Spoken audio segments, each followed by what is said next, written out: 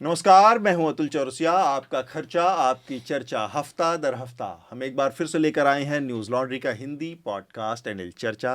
पिछले हफ्ते चर्चा में किसी कारणवश मैं नहीं था, पर मैंने सुना शार्दुल ने बहुत अच्छे से चर्चा संचालित की और बहुत सारे विषयों पर बातचीत भी हुई। पत्र भी आए हैं पिछले हफ्ते के से संबंधित कुछ, और उसमें खासकर आनंद को संबोधित एक पत्र है। तो आज हमारे साथ आनंद इसीलिए जुड़े हुए हैं और आनंद आपके इस पत्र का जवाब भी देंगे।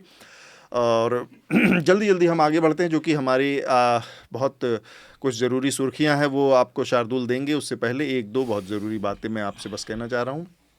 अब ये पॉडकास्ट पेवॉल के पीछे है। आपको चर्चा सुनने के लिए अब न्यूज़ लॉन्ड्री का सब्सक्राइबर बनना अनिवार्य है। और इसके अलावा भी हमारे और तमाम जो पॉडकास्ट हैं या और भी कुछ शोज़ हैं जो कि आपको सिर्फ पेवॉल के पीछे, या फिर हमारी बहुत सारी रिपोर्ट, बहुत सारी स्टोरीज़ जो स्पेशल स्टोरीज़ हैं वो आपको पेवॉल के पीछे मिलेंगी। तो न्यूज़ लॉन्ड्री का सब्सक्रिप्शन लेने में आपका फ़ायदा ही फ़ायदा है। एक और ज़रूरी बात, जो हमारा एनएल सेना प्रोजेक्ट है उससे जुड़ा हुआ, ई वेस्ट के अंडरवर्ल्ड पर हम एक बहुत बड़ी व्यापक सीरीज़ कर रहे हैं। जैसा कि आपको पता है, अब जिस दौर से हम गुज़र रहे हैं उसमें हमारे आसपास, हमारे रोज़ाना के ज़िंदगी में ई वेस्ट जो है वो बहुत बड़ी मात्रा में पैदा हो रहा है हमारे आसपास। चाहे वो आपका मोबाइल हो, चाहे आपका वो लैपटॉप हो, चाहे आपका वो टीवी हो, तमाम तरह के इलेक्ट्रॉनिक उपकरण से लेके और बहुत सारी चीज़ें जो कि रोज़ हम पैदा कर रहे हैं, इस्तेमाल कर रहे हैं, और वो फिर ख़राब होती हैं। इस कचरे के प्रबंधन के मामले में हमारा देश बहुत पीछे है, और इसके इर्द गिर्द बहुत सारे घपले घोटाले, और उसमें बहुत खासकर एक महत्वपूर्ण चीज़ है कि नीतियों का अभाव है। कोई बहुत क्लियर डायरेक्शन नहीं है, जिसकी वजह से बहुत सारी गड़बड़ियों को अंजाम दिया जा रहा है। तो इस पूरी सीरीज़ को खंगालती हुई, इस पूरे मसले को खंगालती हुई ये सीरीज़ है, जिसमें आपकी मदद की ज़रूरत है। एनएल सेना प्रोजेक्ट के तहत हमारे रिपोर्टर शिव नारायण राजपुरोहित इसको अंजाम दे रहे हैं, इसको पूरा कर रहे हैं। तो जल्द से जल्द हमारे इस एनएल सेना प्रोजेक्ट को पूरा करें आप। और हवा का हक, जो कि आपको पता है फाइट टू ब्रीथ करके हमारा साल भर चलने वाला कैंपेन जारी है। इसके तहत हम पूरे उत्तर भारत के तमाम शहरों में जो बहुत बुनियादी सांस लेने का हक है, जो हवा का हक है, वो कैसे सुनिश्चित हो, साफ़ सुथरी हवा, इसके लिए जो जिम्मेदार लोग हैं उनकी जवाबदेही सुनिश्चित करने का प्रयास कर रहे हैं। इसके तहत हम तमाम तरह के शोज़ कर रहे हैं, स्टोरीज़ कर रहे हैं, और हर दिन एक शो करते हैं। हर हफ्ते 2 बार एक AQI से संबंधित जानकारी आप तक लेके आते हैं, आज का AQI के ज़रिए। तो इस कैंपेन से भी आप जुड़िए, और जहाँ भी आप जिस भी शहर में रहते हों, वहाँ से आप अपने शहर का AQI जानकारी करके, अगर वो ख़राब सीमा में है, पुअर है, अच्छी स्थिति में नहीं है, तो आप उसको हमको टैग करके बताइए। तमाम सोशल मीडिया प्लेटफॉर्म्स के ज़रिए आप हमसे जुड़ सकते हैं इस कैंपेन में। पहली जो हमारी बातचीत है आज, उस बातचीत का विषय है उपराष्ट्रपति जगदीप धनखड़ ने असामान्य परिस्थितियों में यकायक अचानक से संसद का जब मानसून सत्र शुरू हुआ उसके पहले ही दिन रात को, शाम को करीब 9 साढ़े 9 बजे के आसपास इस्तीफा अपना दे दिया। इसके बाद जो बहुत सारी अटकलें लगाई गई, उन अटकलों में जो ऑफिशियल अटकल है, जो ऑफिशियल वजह बताई गई, उन्होंने अपने त्यागपत्र में वो कहा कि स्वास्थ्य की वजह से बताई गई। जो दूसरी और अटकलें हैं, उसमें एक अटकल मैं थोड़ा थोड़ा संक्षेप में वो अटकलों के बारे में बता दूं, फिर बाकी इसके बाद उसके जो नतीजे हैं उस पर बात हम करेंगे। पहली अटकल ये लगाई गई कि जो जस्टिस हाईकोर्ट, दिल्ली हाईकोर्ट के जस्टिस यशवंत वर्मा थे, उनके खिलाफ जो महाभियोग का प्रस्ताव था, वो केंद्र सरकार यानी मोदी जी की सरकार चाहती थी कि वो लोकसभा से पास हो, और उसमें जो सत्तारूढ़ दल है, भारतीय जनता पार्टी है, उसको एक अपर हैंड रहे कि उसने प्रस्ताव मूव किया है, और इस तरह से भ्रष्टाचार के मोर्चे पर उसको अपनी छवि सुधारने का, बनाने का, या थोड़ा सा बढ़त हासिल करने का मौका रहे। दूसरी तरफ जगदीप धनखड़ ने इस प्रस्ताव को जो स्वीकार किया, वो विपक्ष की तरफ से राज्यसभा में मूव किया गया था, और ये कोई भी सदन में प्रस्ताव मूव किया जा सकता, नोटिस दिया जा सकता था, दिया जा सकता है, लेकिन डिपेंड करता है कि उसको स्पीकर स्वीकार करते हैं या नहीं। तो विपक्ष के प्रस्ताव को जगदीप धनखड़ ने स्वीकार कर लिया और फिर उस पर सहमति दे दी। इसकी वजह से सत्ताधारी जो दल है, जिसने कि इनको मुख्य उपराष्ट्रपति बनाया, यानी प्रधानमंत्री मोदी जी, वो लोग बहुत नाराज़ हो गए। एक अटकल। दूसरी अटकल ये भी कही जा रही है कि एक बहुत बड़े जो गवर्नमेंट रीस्ट्रक्चर की तरफ की बात बार बार कही जा रही है 2024 के इलेक्शन के बाद। दूसरा, 75 साल का जो एक वो एज वाला लिमिट है, इन सब चीज़ों के इर्द गिर्द लोग अटकलें हैं ये, इसलिए मैं इनको अटकल ही कहूँगा। उसके तहत ये आरएसएस एक बड़े उसमें इस तरह की चीज़ों को अंजाम दे रही, ये एक अटकल है। उनका पब्लिक कंडक्ट कुछ भी हो, एक थोड़ा फाइस्टी टाइप के आदमी हैं, मतलब कि उनमें है एक अप्रैल के अंतिम सप्ताह या मई के शुरू के सप्ताह में मुझे एक छोटा-सा इंटरेक्शन उनसे करने का मौका मिला था। दिल्ली यूनिवर्सिटी में वो आए थे एक समारोह में, अच्छा। और उन्होंने अभिभाषण दिया और स्टूडेंट्स के साथ भी इंटरेक्ट किया। तो एक जो वो पेशेवर वकील रहे हैं और अपने समय में स्थापित वकील थे, हाँ। तो वो जो है उनसे जो है पूरी तरह से लुप्त नहीं होता है। तो वो जो शुरू में बोलते आए हैं कि पार्लियामेंट कैसे जो है जो उनसे जुडिशरी से उनकी तकरार थी कि और एक बहस चल रही थी, जजेस कुछ बोल रहे हैं, वो कुछ बोल रहे हैं, तो उस पर वो डबल डाउन किए और बहुत विस्तार से कॉन्स्टिट्यूशनल कमेंट्री की तरह बता रहे थे सबको कि ये है वो है। जबकि मेरे ख्याल से सरकार के तरफ से संकेत ये भी था कि ये सब नहीं। तो बहुत समय से वो अपने को जो है एक, मैं कहूँगा कि वो जो एक है ना कि आप एक लेवल तक किसी चीज़ से कॉम्प्रोमाइज़ करते हैं, लेकिन आपका जो एक कुछ इंस्टिंक्ट्स हैं वो सामने आ जाते हैं कभी कभी। कि जब नोटिस उन्होंने मंजूर किया, वो नोटिस क्या था? Notice to move a motion to give a presentation to president against the जो हाई कोर्ट जस्टिस के खिलाफ, राइट? अब वो नोटिस अगर एक्सेप्ट हो गया और फ्लोर पर उपराष्ट्रपति ने ट्रेजरी बेंचेस की ओर पूछते हुए कहा कि ये नोटिस क्या लोकसभा में भी सेक्रेटेरिएट को मिल गया है और मैं जानना चाहूंगा। और उसके बाद मैं ट्रेवल कर रहा हूं तो मुझे एग्जैक्ट नहीं पता, लेकिन ऐसी जानकारी है कि वो ट्रेजरी बेंचेस की ओर से भी कहा गया, हाँ वहां मिल गया है उनको।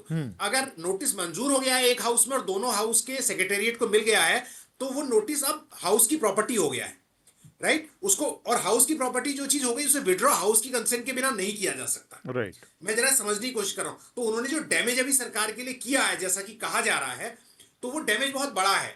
मतलब अब सरकार जो चाहती थी वो इससे अंडू नहीं हो सकता उनके जाने से। अच्छा।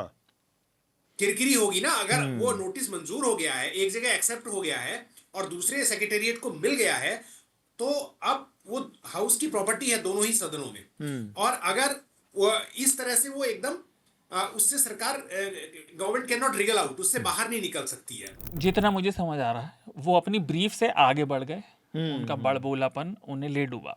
क्योंकि याद रखना चाहिए, खासतौर से इस सत्ता पक्ष के जो चरित्र है, ये संपूर्ण वर्चस्व का खेल है। यहाँ पे इफ्स एंड बट्स और सवालों की जगह नहीं है। बीच में आप नहीं, आप या तो हमारी तरफ है नहीं तो एग्जिट डोर है। हाँ, या तो आप हमारी तरफ नहीं, आप हमारे आज्ञाकारी हैं। आपको सवाल पूछने का ज्यादा हक नहीं है। आप आज्ञाकारी, नहीं तो गेट, नहीं तो आप रास्ता पकड़ सकते हैं। और उसके कुछ उदाहरण भी हैं, जैसा कि, और मुझे इस बात का शक हुआ था पिछले साल, मैंने जिक्र भी किया था इनफैक्ट यहाँ पर, कि शिवराज सिंह चौहान की मौजूदगी में, जो पूर्व मुख्यमंत्री है कई बार के मध्य प्रदेश के, वो छोटा राज्य नहीं है, और कृषि मंत्री हैं, उन्होंने सवाल उठाया था और ये कहते हुए कि मैं नंबर 2 हूँ। आप नंबर 2 नहीं हैं। नंबर 2 होने का मतलब प्रधानमंत्री नंबर 3 हो गए। प्रोटोकॉल के हिसाब से तो यही है, लेकिन वो कह नहीं सकते। वो अगर आप कह रहे हैं तो वो एक राजनीतिक हो गया ना। वो कह रहे थे कि मैं नंबर 2 व्यक्ति भारत का होने के नाते आपसे सवाल पूछ रहा हूं कि किसानों के साथ ये क्यों नहीं हो रहा, और अपने आप को वो जाट नेता बता रहे थे, किसान नेता। वो किसान नेता नहीं थे कभी भी। हमारे साथ प्रोफेसर अरुण कुमार जुड़ गए हैं और हमारी जो बातचीत होनी है वो अनिल अंबानी के साम्राज्य के ऊपर होनी है, उनके काले धंधों पे, उनके कारगुजारियों पर होनी है। कुछ ज़रूरी जो इस मसले से जुड़ी चीज़ें हैं मैं ब्रीफ में आप लोगों के सामने रख दे रहा हूँ। जो ताज़ा मामला है, एकदम ताज़ा वो ये है कि ईडी ने उनके 35 ठिकानों पर रिलायंस, धीरूभाई अंबानी और अनिल अंबानी के जो से जुड़े जो ठिकाने हैं उनमें छापेमारी की है ईडी ने। और ये इसके अलावा एसबीआई ने भी हाल ही में एक लोकसभा को सूचित किया है कि ये जो आरकॉम और अनिल अंबानी की कंपनी है, ये लोग फ्रॉड हैं। और ये इस बाबत जानकारी जो एसबीआई ने दी है, उसमें सीबीआई को में केस दर्ज करवाने की भी बात कही गई है। और इनका आरोप है कि आरकॉम और इसकी जो सहायक कंपनियों का कुल लोन 31,580 करोड़ रुपए का है, उसमें बहुत सारी अनियमितताएं इन लोगों ने की हैं। इससे पहले अगस्त 2025 में सेबी ने अनिल अंबानी को शेयर मार्केट में किसी भी तरह के लेन देन पर रोक लगा दी थी। उनके ऊपर 25 करोड़ रुपए का जुर्माना लगाया था। 5 साल के लिए यह बैन लगाया गया था क्योंकि वो लोग शेयर मार्केट में मैनिपुलेशन कर रहे थे, ऐसा आरोप सेबी की तरफ से लगाया गया। एक और मामला है अनिल अंबानी की कंपनी से जुड़ा, जो कि इंश्योरेंस स्कैम से जुड़ा मामला है। ये 2018 का मामला है, जब जम्मू कश्मीर के राज्यपाल सत्यपाल मलिक ने आरोप लगाया था। उन्होंने ही असल में इस मामले को उजागर किया था कि ये लोग कंपनी है रिलायंस की, इंश्योरेंस की कंपनी, वो उनको कथित तौर पर घूस देकर और एक योजना लागू करवाना चाहती है जम्मू कश्मीर के सरकारी कर्मचारियों के लिए इंश्योरेंस की। और यह ठेका हासिल करने के लिए सत्यपाल मलिक के आरोप थे कि यह ठेका हासिल करने के लिए अनिल अंबानी की कंपनी ने उनको 300 करोड़ रुपए के घूस का ऑफर दिया था। देखिए, मेरा मानना है ये जो अनिल अंबानी का किस्सा है वो एक क्रोनी कैपिटलिज्म का किस्सा है। हमारे देश में क्रोनी कैपिटलिज्म काफी पुराना है, लेकिन अभी वो बहुत ज्यादा हाइट पे पहुंच गया है। तो क्रोनी कैपिटलिज्म का मतलब है कि जो सरकार है वो फेवर करती है जो उनके नजदीकी कैपिटलिस्ट होते हैं जी। अभी आप देखें तो अंबानी भाइयों में झगड़ा हो गया था जब धीरू भाई अंबानी की डेथ हो गई थी, उसके बाद बंटवारा हुआ था। मुकेश अंबानी की कंपनियां ठीक ठाक चल रही हैं, वो देश के नंबर 1 कंपनी हो गई हैं, लेकिन अनिल अंबानी की जो कंपनियां हैं वो करीब करीब डूब सी गई हैं जी। अभी कोशिश, जैसे आपने बताया कि कोशिश हो रही है कि वो रिवाइव कर जाएं। वो डिफेंस के मामले में, पावर के मामले में कई ऐसी चीजें हैं, जैसे आपने कहा वो जर्मन कंपनी के साथ, वहां पे वो रिवाइवल की कोशिश है। लेकिन जो ये मामले सामने आए हैं वो दिखाते हैं कि किस प्रकार से जो फेवर्ड कैपिटलिस्ट होते हैं उनको लोन मिल जाते हैं, कैसे उनकी जो ड्यू डिलिजेंस नहीं होती है बैंकों में जी। ड्यू डिलिजेंस का मतलब कि वो चाहें मतलब लोन रीपे करने के काबिल हैं या नहीं है, फिर भी लोन मिल जाते हैं उनको, फिर भी उनको मदद मिल जाती है। वो एक बैंक से दूसरे बैंक में पैसा ट्रांसफर कर लेते हैं, वो देश से पैसा बाहर निकाल लेते हैं, क्योंकि ये जो सारा मामला है वो हवाला के जरिए पैसा बाहर निकाला जाता है। वो उसमें एक जरिया होता है जिसको हम लेयरिंग बोलते हैं। मतलब दुनिया में 90 टैक्स हेवन हैं, तो आप देश यहाँ से पैसा निकालेंगे एक पर्टिकुलर टैक्स हेवन में, वहां पे शेल कंपनी में, उस शेल कंपनी से फिर एक दूसरे टैक्स हेवन में ले जाएंगे, वहां शेल कंपनी में इस टैक्स हेवन को बंद कर देंगे। इस तरह करके 6 लेयर होते हैं। अच्छा। और फिर अंत में वो जाके कहीं जर्सी आइलैंड में या स्विट्जरलैंड में जाके पैसा फाइनली पार्क होता है। अनिल अंबानी एक समय में मतलब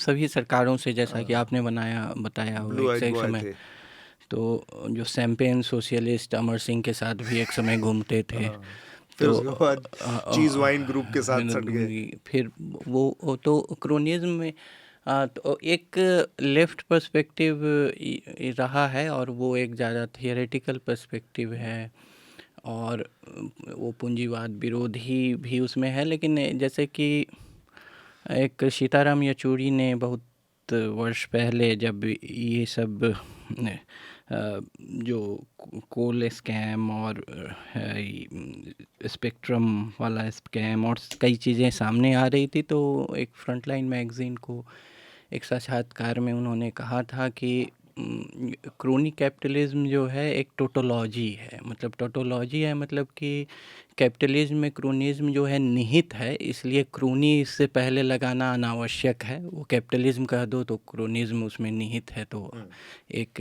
तो ये एक थियोरेटिकल उनका पर्सपेक्टिव था इस पर। और मुफ्त में बस इतना ही। अगर आप पूरी चर्चा सुनना चाहते हैं तो न्यूज़ लॉन्ड्री को सब्सक्राइब कीजिए, और सबसे बेहतर तरीका ये है कि आप हमारे ऐप पर इस पॉडकास्ट को सुनें, और तमाम हमारे जो पॉडकास्ट हैं उसको हमारे ऐप पर सुनें। यह गूगल प्ले स्टोर और एप्पल स्टोर पर सब जगह उपलब्ध है। न्यूज़ लॉन्ड्री किसी भी तरह का विज्ञापन नहीं लेता, ना किसी राजनीतिक दल का, ना किसी सरकार का, ना किसी कॉरपोरेशन का। हम सिर्फ और सिर्फ कोशिश करते हैं कि पब्लिक इंटरेस्ट का जर्नलिज्म करें, पब्लिक जनहित की पत्रकारिता करें, और इसके लिए लोग इसमें इन्वेस्ट करें, लोग पत्रकारिता में निवेश करें। उसका तरीका है सब्सक्रिप्शन। तो सब्सक्रिप्शन के हमारे टैग पर जाइए, वहाँ पर अपनी मनचाही रकम पे कीजिए और न्यूज़ लॉन्ड्री का सब्सक्रिप्शन लीजिए, और गर्व से कहिए, मेरे खर्च पर आज़ाद हैं खबरें।